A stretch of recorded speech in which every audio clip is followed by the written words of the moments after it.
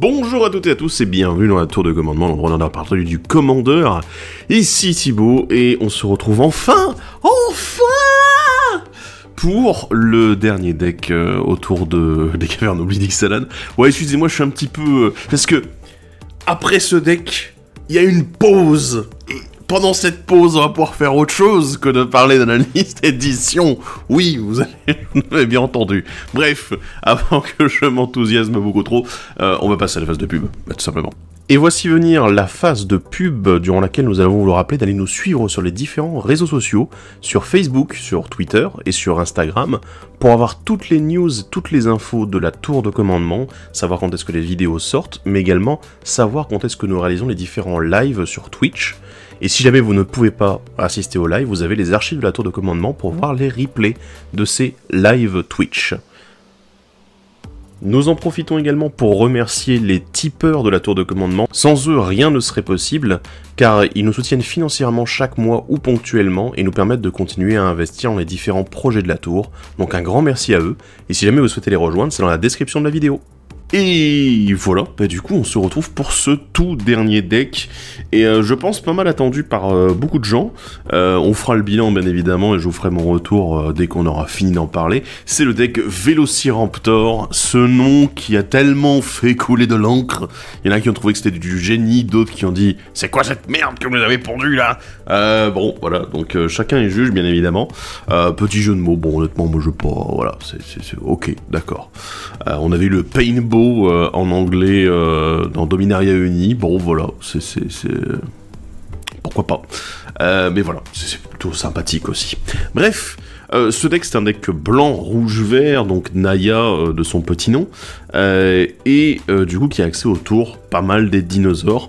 Alors, voilà, je vais faire un peu la critique tout de suite. Vous le savez, c'est que ces 4 decks ont normalement le même fonctionnement, c'est-à-dire le fait de tourner autour à la fois d'une tribu, d'un type de créature, et de l'autre côté de fonctionner avec une mécanique qui est liée. Et ici, la mécanique en question, c'est la découverte. Alors, pour rappel, la découverte, c'est une sorte de mini-cascade. En gros, quand on va découvrir X, on va regarder les cartes du dessus de la bibliothèque jusqu'à révéler une carte non-terrain qui coûte X ou moins. Et du coup, on pourra choisir de la lancer gratuitement.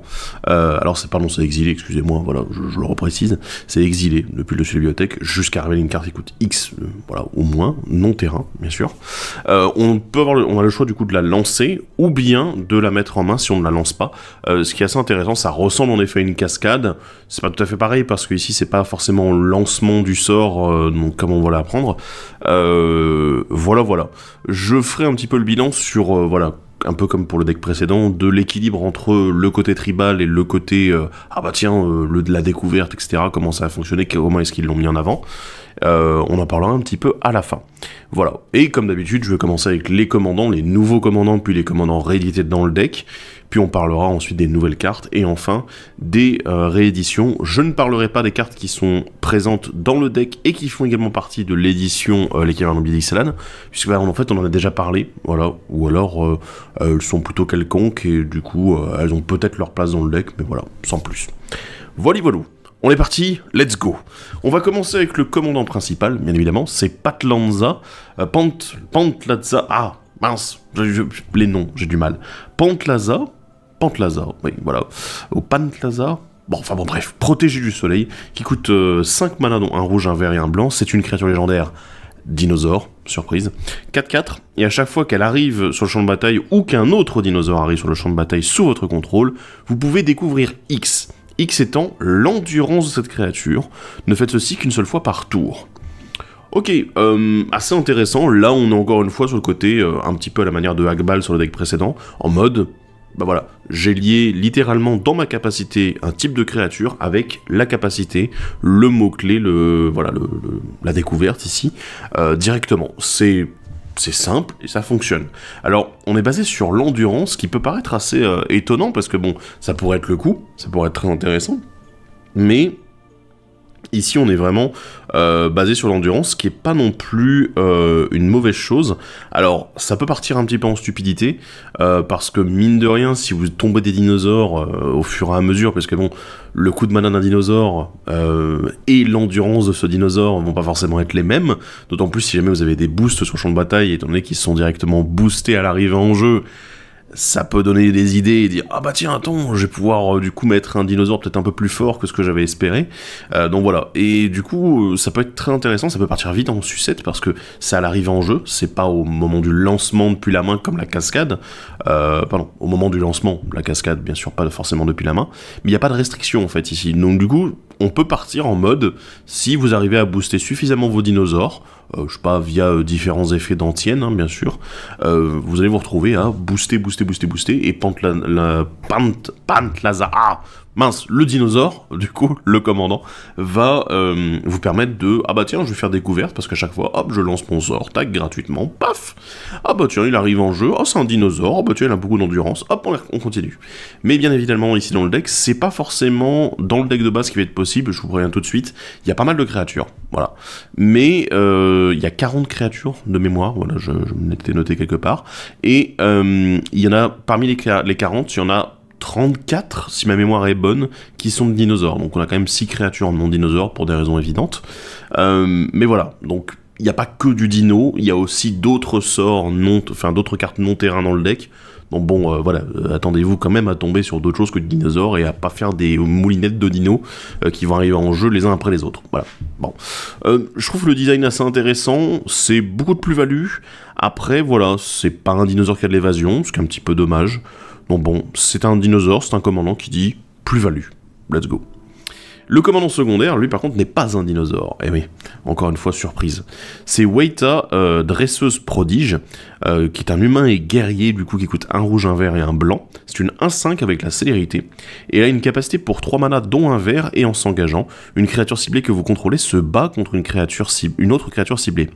Cette capacité coûte 2 de moins à activer si elle cible 2 créatures que vous contrôlez. Et si une créature que vous contrôlez qui subit des blessures provoque le déclenchement d'une capacité déclenchée d'un permanent que vous contrôlez, cette capacité se déclenche une fois de plus. Alors, je vois où veut en venir le Wayta, bien évidemment. Alors, la capacité pour un vert, c'est génial, hein, mais bon, du coup, ça fait du fight entre vos créatures. Ça me donne envie de jouer avec Grotama, tout ça. Non, bon... pas non plus. Mais c'est assez bizarre parce que... en fait, ça fait référence à la capacité de l'enragement.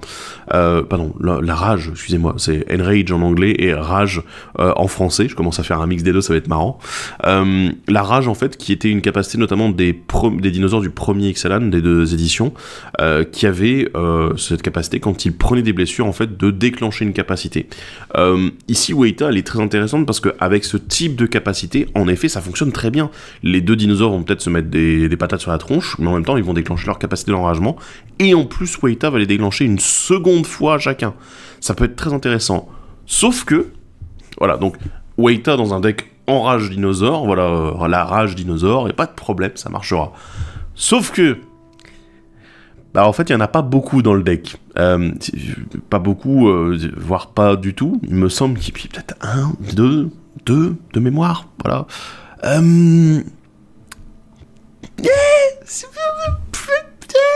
Là, je comprends pas trop. Je vois l'idée de proposer ce commandant-là, qui est très intéressant pour la stratégie, mais c'est très bizarre de pas avoir de mécanique réellement liée, en fait.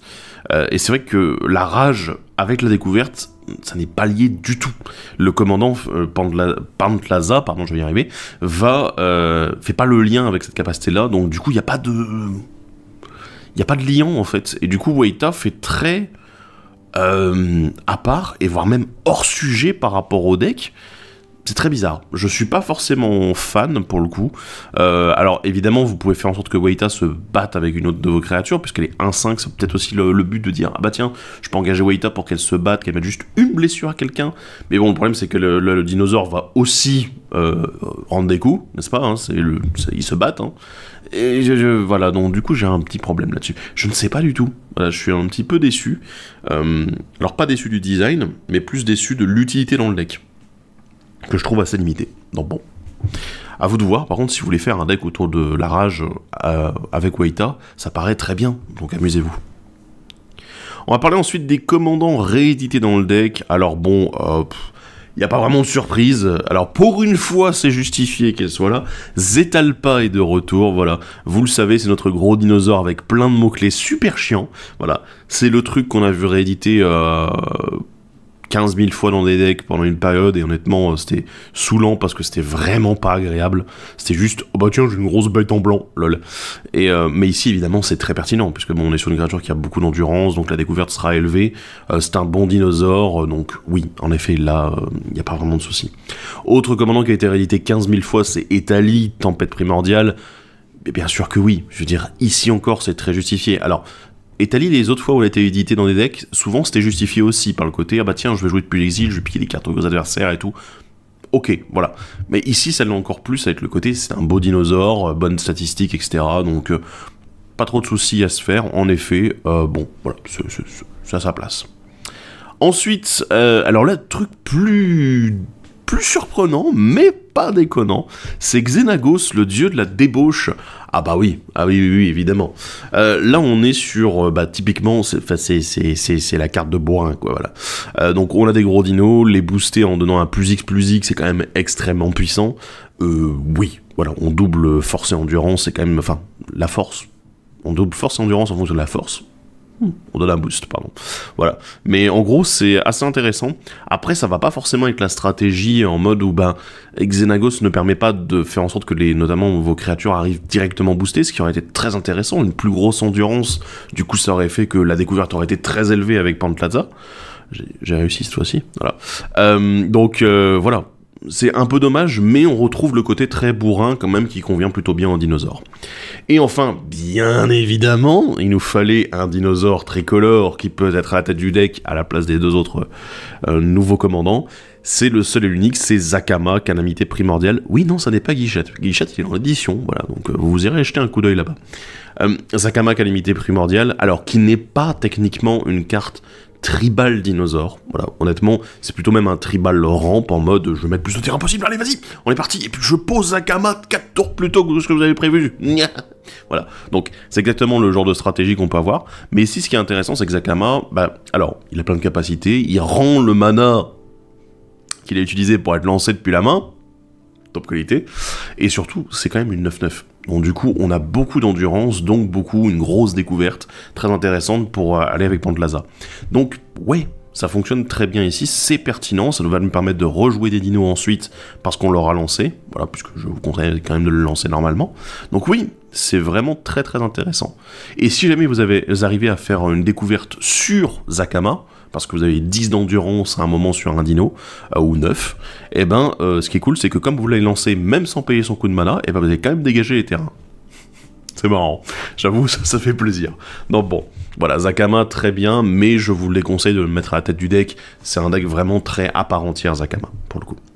On va maintenant parler des nouvelles cartes du deck, et on va commencer avec un dinosaure, quelle surprise! C'est une 3-4 qui s'appelle le Glaneur à bec de bronze, qui coûte 4 mana dont un blanc, et quand il arrive sur le champ de bataille, pour chaque adversaire, exilé jusqu'à un permanent non-terrain ciblé que ce joueur contrôle jusqu'à ce que les Glaneurs à bec de bronze quittent le champ de bataille. Ok. Et pour X et un blanc, vous mettez une carte ciblée avec une valeur de mana de X exilée par le Glaneur, dans le cimetière de son propriétaire, et vous gagnez X points de vie. Assez intéressant, on a ce côté un petit peu gros cercle de l'oubli, un peu à la manière de Emprise du Destin, qui est quand même une très bonne carte, hein, vous savez que je l'adore. Voilà. Mais c'est une très bonne carte, bon ici on est sur une créature qui a ce genre d'effet, bon, ça fait un bon dino, ça fait plaisir. Avec la découverte en plus de Pantlaza, ça fera plaisir d'avoir une découverte à 4, pas mal.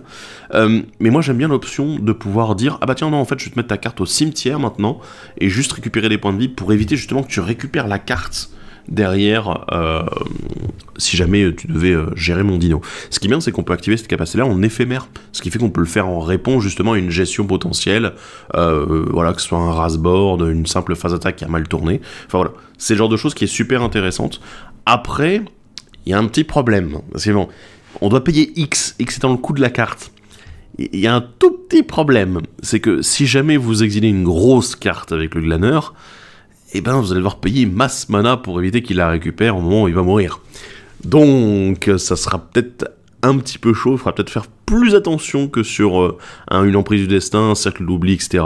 Donc voilà, peut-être être un petit peu plus négociateur et éviter de faire uniquement les grosses cartes, mais plutôt les cartes vraiment intéressantes, mais quand même accessibles en termes de mana. Alors après, on joue ici un deck dino, je pense qu'il n'y aura pas trop de problème à avoir du mana. Et sinon, n'oubliez pas, vous pouvez toujours jouer sur le côté politique. C'est oui, tu vas me gérer ma bête pour récupérer ton truc, mais n'oublie pas que les autres joueurs récupèrent également quelque chose. Voilà. La deuxième carte blanche de ce deck, c'est Sortie des éboulis, un enchantement qui coûte 6 dont 2 blancs. Au moment où il arrive sur le champ de bataille, vous choisissez un type de créature. On se demande lequel. Et au début de votre étape de fin, renvoyez sur le champ de bataille, depuis votre cimetière, une carte de créature ciblée du type choisi, avec un marqueur fatalité sur elle. C'est-à-dire que tant qu'elle a un marqueur fatalité sur elle, s'il devait mourir, eh bien à la place, vous l'exilez. Alors, c'est très intéressant, on retrouve ce truc des marqueurs fatalité qui a été introduit justement dans le set. J'aime beaucoup, le concept est assez intéressant. Bon, évidemment, si vous arrivez à blinker vos créatures, ça marche bien mieux. Voilà, donc... content. Mais derrière, ce que j'aime, c'est qu'en effet, c'est de la réanimation automatique. Alors, en fin de tour, ce qui est pas dégoûtant, parce que, mine de rien, ça veut dire également que le tour où vous jouez Sortie des éboulis, vous allez déjà tirer une plus-value à la fin du tour, au début de l'étape de fin, avec cet enchantement-là. Ce qui est sympa, plutôt que de le faire à l'entretien, qui est très classico-classique, mais c'est vrai que là, ça aurait été, bah tiens, je lance un enchantement à 6, vous avez un tour pour me le gérer, parce que sinon, je vais réanimer une créature, qui pourra pas attaquer le tour où elle arrive en plus, sauf si la célérité, bien sûr. Mais voilà, c'est assez intéressant, moi j'aime bien. En plus, bon, ça va déclencher la découverte de Pantlaza si vous ranimez un dinosaure, ce qui est un peu l'objectif quand même. Ça se met un peu dans tous les tribaux, mais bien sûr, je pense que vous allez vouloir un tribal avec des grosses bêtes, parce que pour 6 mana, derrière ranimer par exemple, je sais pas, des humains qui coûtent 2 ou 3 mana, voilà, je suis pas forcément fan pour le coup. Je préférais quelque chose d'un petit peu plus gros, donc les dinosaures en effet c'est assez adapté. À voir avec d'autres tribaux, si vous avez une proposition de d'autres tribals qui pourraient l'utiliser, allez dans les commentaires de la vidéo, ça fera plaisir. Voilà.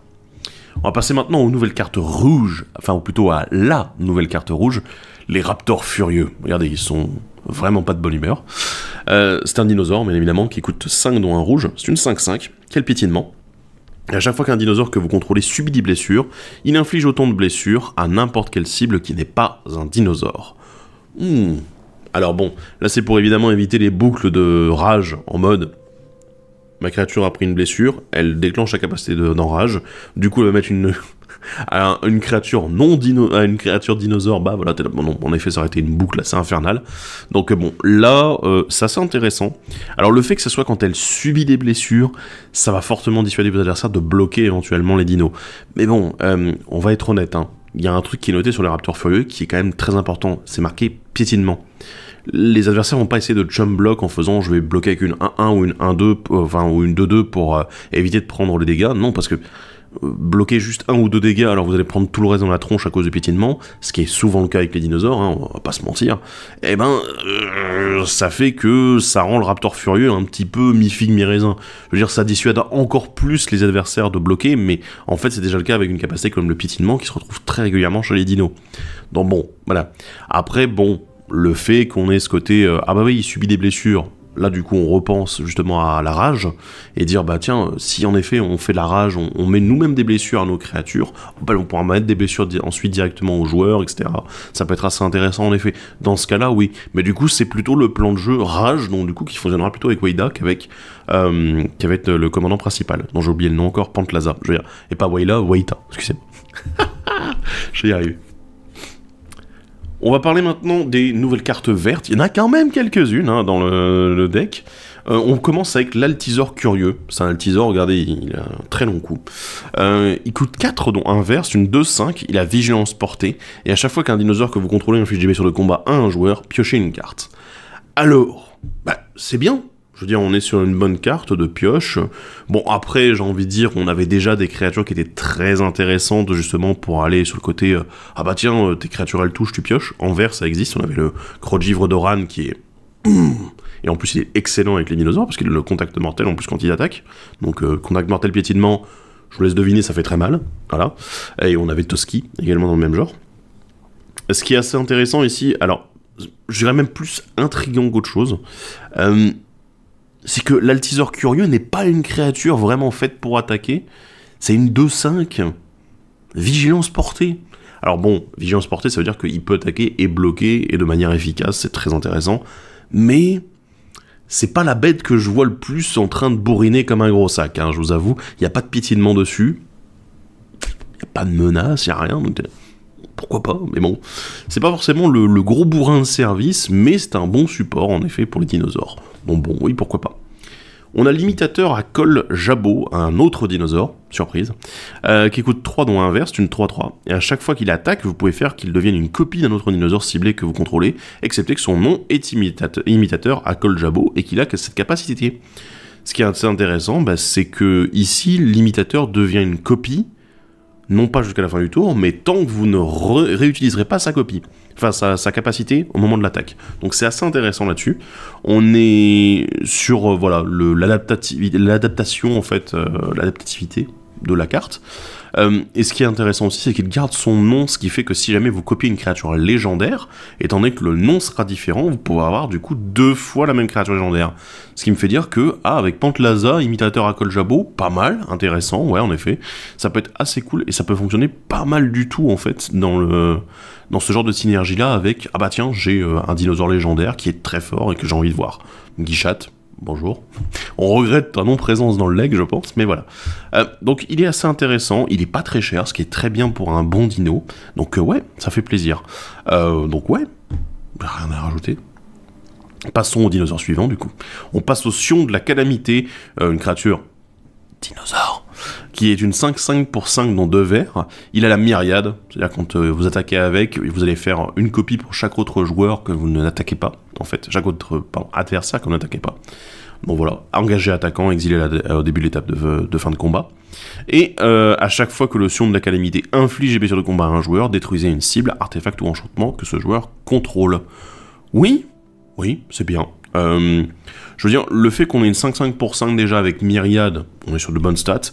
Le fait qu'il y ait une gestion en plus, artefact ou enchantement, c'est cool. Alors, c'est obligatoire, donc du coup, les adversaires, il va falloir aussi qu'ils comprennent que... Ah non, mais j'étais obligé, hein. Écoute, ton cachet d'ésotérisme, j'étais obligé de le casser. Oui, ton lion de pensée, je sais que tu t'y tenais. Ah oui, la pierre de l'esprit, oui. Non, non. c'est fini. Voilà. Donc, ouais, le Sion de la Calamité est efficace. Ce que je vais regretter, encore une fois, c'est le fait qu'il n'y ait pas d'évasion. Il n'y a pas de piétinement. C'est dommage, quoi. Ça aurait été intéressant, ça aurait peut-être été même un petit peu trop fort, il aurait peut-être dû augmenter le coup de mana. Mais du coup, comme on n'a pas d'évasion dessus, voilà, ça fait un petit peu bizarre. On enchaîne avec notre dernière créature verte, une dernière carte verte, c'est l'œuf de dinosaure. Oui, c'est une créature dinosaure et œuf, quelle surprise. 0-3 qui coûte 2 dont 1 vert, il a l'évolution, c'est-à-dire qu'à chaque fois qu'il y a une autre créature qui arrive sur le champ de bataille sous votre contrôle, si sa force ou son endurance sont supérieures à celle de l'œuf de dinosaure, vous mettez un marqueur +1/+1 sur l'œuf de dinosaure. Cool. Et quand il meurt, vous pouvez découvrir X étant son endurance. Alors, sympathique. Je veux dire, l'œuf de dinosaure a déjà une grosse endurance, ce qui fait que ça fait au moins une découverte à 3 pour Pantlaza. Plutôt bien, pour 2 mana, c'est cool. De l'autre côté, l'évolution, ça risque d'aller assez vite, puisque bon, je veux dire, vous avez vu un petit peu la taille des dinosaures à côté. Techniquement, s'ils n'ont pas l'endurance qui est plus forte que l'œuf de dinosaure tout le temps, ça risque d'arriver, ils auront au moins la force, voilà, puisque lui il part de 0. Donc voilà, ça va être assez régulier, et derrière il n'y a plus qu'à sacrifier, ou à bloquer, ou attaquer, parce que techniquement l'œuf de dinosaure il est marqué nulle part qu'il est défenseur, hein. Donc il peut attaquer s'il le souhaite, ça peut être intéressant. Après je suis pas trop sûr encore, voilà, découverte X, ça va être sympathique, mais c'est le genre de choses où ça va peut-être dissuader au bout d'un moment, quand vous aurez mis suffisamment de marqueurs dessus, les adversaires de faire quelque chose, de détruire le board par exemple. Donc, voilà, un petit outil de dissuasion plutôt sympa. Donc voilà, après ça reste à voir bien évidemment, et bon, comme toujours la découverte, c'est un peu de hasard avec le dessus de la bibliothèque, tout ça. Voilà. Et enfin, on termine avec la dernière carte exclusive du deck, c'est l'icône du progéniteur, un artefact qui coûte 3, et au moment où il arrive sur le champ de bataille, vous choisissez un type de créature. Vous l'engagez pour faire un mana de la couleur de votre choix, bien. Ou alors vous l'engagez, le prochain sort du type choisi que vous lancez ce tour-ci peut être lancé comme s'il avait le flash. Ok, un caillou à 3 qui est assez intéressant, honnêtement pour tous les tribaux, j'ai envie de dire, là, en dehors du côté dinosaure, c'est évident que si vous jouez avec un tribal quelque part, peut-être avec des effets d'arrivée en jeu qui seraient plutôt intéressants à faire peut-être des fois durant le tour adverse, ici c'est l'objectif de faire en sorte que la découverte soit possible en éphémère, ce qui est très, très sympa, eh ben, l'icône du progéniteur, c'est un très bon caillou. J'ai envie de dire, là, ça me donne envie d'en avoir pour tous mes decks tribaux, quoi, un petit peu. Donc ouais, assez sympa, si vous avez besoin de ramper, si vous avez des bêtes un petit peu plus grosses, je pense notamment, en dehors des dinosaures, il y a bien évidemment les dragons qui pourraient s'en servir, ça ferait plaisir, puisque bon, c'est le genre de choses où, ah bah tiens, lancer mon dragon en flash avant mon tour pour qu'il puisse attaquer ensuite, ça peut être super intéressant, et en plus, on a le côté de, c'est un caillou, donc on pourra l'utiliser pour ramper un petit peu plus avec mes dragons.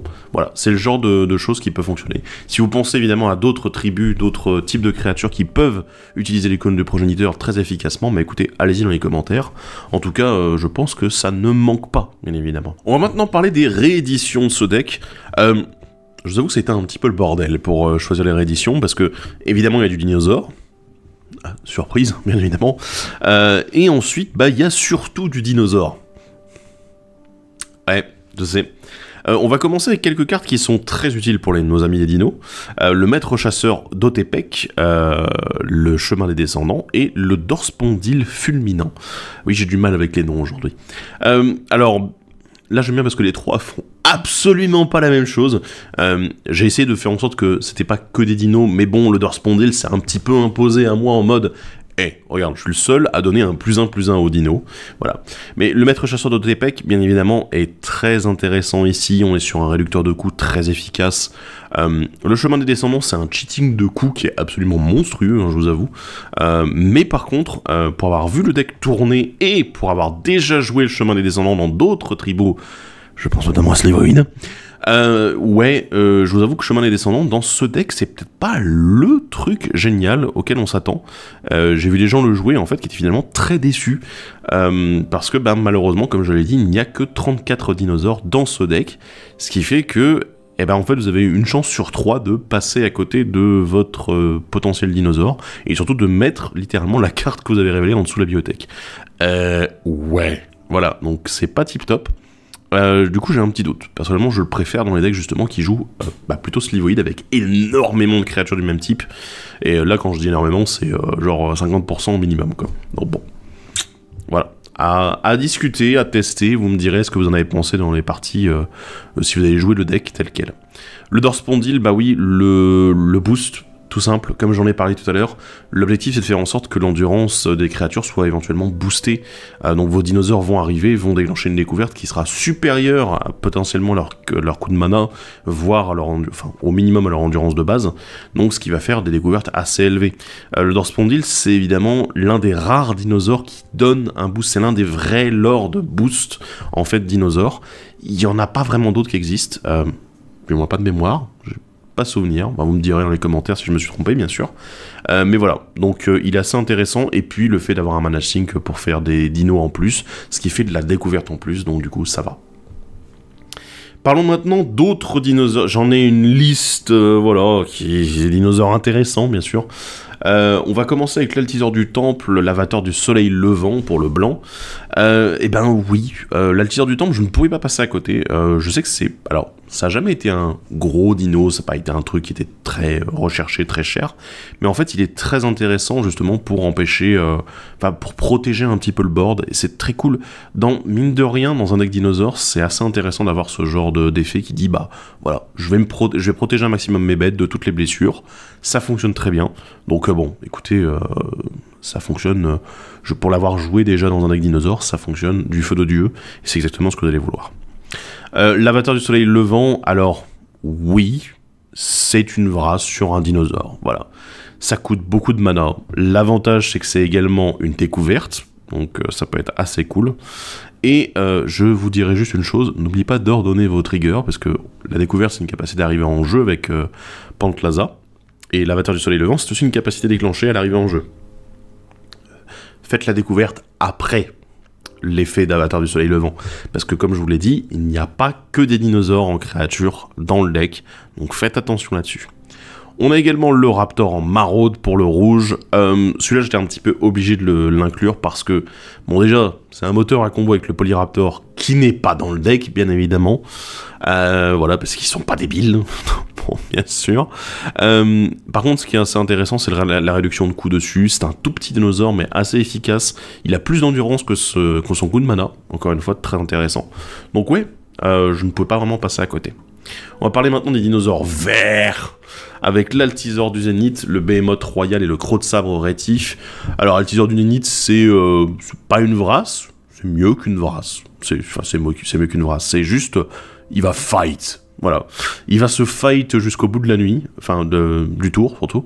Je l'aime beaucoup pour ça en fait, c'est justement une des capacités de rage qui est les plus efficaces existantes, et justement qui avait été éditée en commandeur.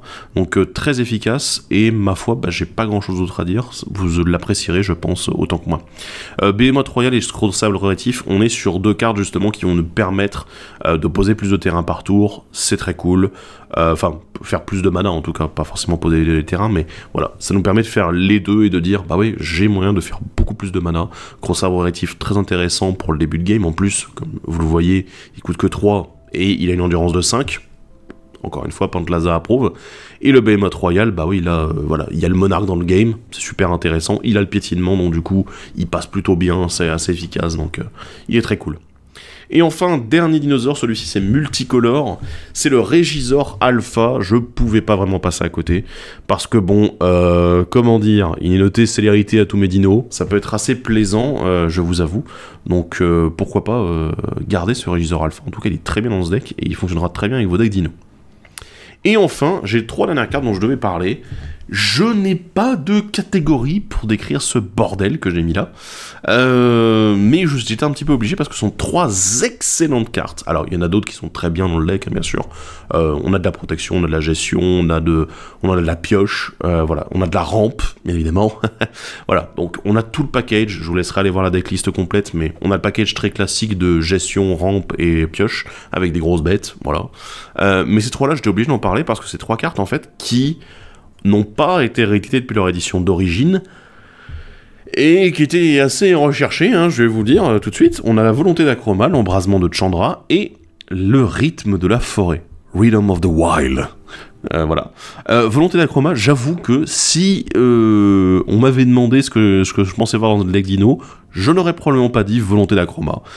Et je pense que là, dans ce deck d'autant plus, vu la taille des bêtes qu'on a dans le deck, je pense que Volonté d'Akroma, en effet, plus que jamais dans ce préconstruit, c'est un kill instantané si vous avez Pantlaza, et vous pouvez faire les 2 modes de la Volonté d'Akroma.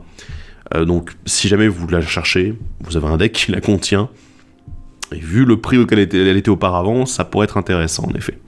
L'embrasement de Chandra, bah, pareil, on est sur une carte qui est quand même très efficace. Alors, ce qui est un petit peu dommage, c'est qu'elle met des blessures également aux autres créatures que vous contrôlez. Mais bon, ça peut être très très efficace sur des grosses bêtes, sur des gros dinos qui peuvent tuer tous les boards en même temps, et éventuellement aussi tuer les adversaires au passage.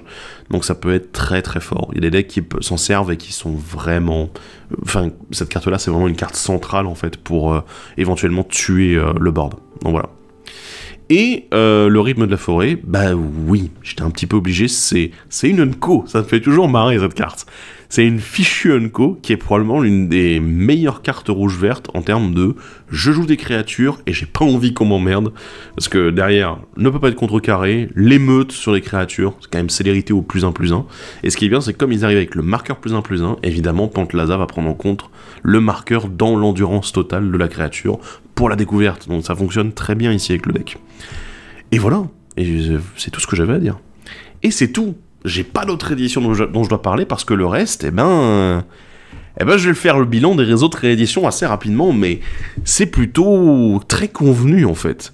C'est juste quelques bons dinosaures sympathiques, quelques cartes de soutien vite fait, la gestion, la protection et la rampe qui prennent beaucoup de place. Il y a 39 terrains dans le deck, hein, ce qui est quand même pas mal, mais en même temps, c'est un deck avec des gros coups. Et c'est tout, en fait, on a fait le tour. Il n'y a pas d'autres surprises dans le deck, il n'y a rien. Voilà. C'est pas un deck qui est surprenant, c'est un deck qui est très convenu. Et du coup, voici mon bilan sur le deck. Eh ben, je suis pas fan du tout. Et je pense que vous l'avez peut-être senti un petit peu au fur et à mesure. Je ne suis pas fan du tout. J'ai vu beaucoup de gens se hyper à mort autour du deck, et j'étais là, mais il y a rien, quoi. Alors, il y a rien, il y a des dinosaures, on a parlé de beaux dinosaures, de nouvelles cartes qui sont très sympathiques, mais en fait, je trouve que le tout, en fait, il manque un peu de consistance. Déjà, alors, le côté découverte, en dehors du commandant, vous oubliez, littéralement, il y a rien. Rien du tout. C'est... Voilà, c'est... Ah oui, non, mais... Oui, on a lié une capacité à une tribu. Non, pas tout le temps, en effet. Et ici, c'est le meilleur exemple de ça, puisque il n'y a pas ce côté découverte. On n'a pas des petites cartes qui font référence, qui disent « Ah, attends, mais tu te souviens de la capacité et tout, moi j'ai un petit truc qui apporte et tout. » Non, il n'y a rien. Il y a littéralement rien, et c'est dommage parce qu'il y aurait pu avoir des choses intéressantes autour du fait par exemple de lancer depuis l'exil, je sais pas, un dinosaure qui en fasse quelque chose par exemple, le fait de lancer éventuellement un dinosaure sans payer son coup de mana, ça aurait été très intéressant, mais non. Et du coup, en fait, sans Pantlaza, on ne retrouve pas ce côté découverte. C'est pour ça que j'ai déjà vu des gens qui ont pris Guichat de l'édition, ils ont fait hop, Pantlaza, tu dégages, tu retournes dans le deck.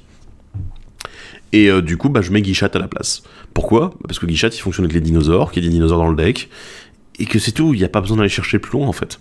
Donc voilà, ça fonctionne... j'ai presque envie de dire ça fonctionne mieux avec Guichat. Non, parce que je trouve qu'il n'y a pas tant de dinosaures que ça, et surtout, il en manque des bons.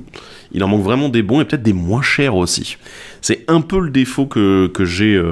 que je trouve à ce deck, c'est le fait que, il tourne un petit peu en rond, avec, oui, j'ai des grosses bêtes, je dois jouer avec la découverte, donc avec des grosses endurances, mais finalement, voilà, quoi, c'est pas forcément le top en termes de choix, c'est pas les meilleurs dinosaures, c'est juste le dinosaure avec des grosses endurances. Et c'est tout, je veux dire, je suis assez déçu parce qu'en fait, le début de curve en termes de dinosaures, alors évidemment, il y en a quelques-uns qui sont très bons, dont je vais pas parler, hein, que c'est des gros classiques, mais il n'y a rien d'exceptionnel. On a des dinosaures à 4 qui sont plutôt très oubliables pour certains. Et c'est juste... ouais. Voilà, je vérifie la liste sous les yeux. Hein. Je préfère ne faire ma critique avec tous les éléments sous les yeux. Mais ouais, après le côté rampe et pioche prend tellement de place, et la gestion aussi, ils prennent tellement de place dans le deck en fait que finalement, il y a peu de support à côté. Et ça fait que les dinosaures, ils doivent être bons individuellement, sauf que ils le sont pas tous, en fait. Et que Pantlaza est censé être une plus-value apportée, sauf que si jamais il se fait gérer, en fait, vous allez littéralement passer à côté de votre deck, en fait. Donc je ne sais pas. Moi, mon avis, il est là, c'est que je trouve que le deck, sur les 4 qu'on a vu ici de l'extension, c'est probablement le moins consistant des 4, qui est le moins synergique, qui est le moins, voilà, au global en fait, où les cartes fonctionnent bien ensemble. Je veux dire, pour moi le deck pirate est plus synergique, pour moi le deck vampire est largement plus synergique, le deck ondin c'est la synergie partout, il y a que ça, voilà, donc c'est énorme, et derrière, voilà, le deck dino, en fait, c'est juste, je pose des grosses bêtes et let's go. Ce qui peut être plaisant, je l'entends bien, évidemment, pour certaines personnes, de dire, je vais bourriner avec des grosses bêtes, d'accord, mais en fait, je trouve que même dans la catégorie dinosaure, ici, on retrouve pas les meilleurs, on retrouve pas les trucs les plus puissants. Alors évidemment, il y en a quelques-uns qui sont très très bons, comme je l'ai déjà dit, mais en fait, il y a un petit peu de remplissage dedans. Et c'est un peu dommage parce que derrière, il manque 2-3 bricoles, quoi. Et je ne sais pas, je trouve que ce deck, il est assez insipide et pas très fun, en fait, dans le total. Je regarde un petit peu, on est là, oui, c'est vite vu, c'est des bêtes, et puis juste quelques trucs pour permettre de les jouer, et puis c'est tout, voilà. Et on est très loin de la qualité des 3 autres decks qu'on a vus juste avant. Voilà. Ah ouais, je suis un peu sec, hein, j'avoue. Mais dites-moi dans les commentaires si vous êtes d'accord ou non, si vous avez testé les decks tels quels, est-ce que vous en avez pensé, quels seront vos retours éventuellement, les améliorations que vous avez pu apporter, etc. Et voilà, donc on verra ensuite... si vous protestez, vous n'êtes pas d'accord avec mon point de vue. En tout cas, moi j'avoue que là je trouve très mais. Et encore c'est un gros mais là actuellement. Donc bon, voilà. J'espère que cette vidéo vous a plu et on se retrouve bientôt pour d'autres vidéos. Oui, voilà. D'autres choses avant la lointaine édition de Meurtre au Manoir Karlov. On a le temps de faire quelques vidéos avant ça. Enfin bon, voilà. Sur ce, on se laisse et on se dit à la prochaine. Salut à tous.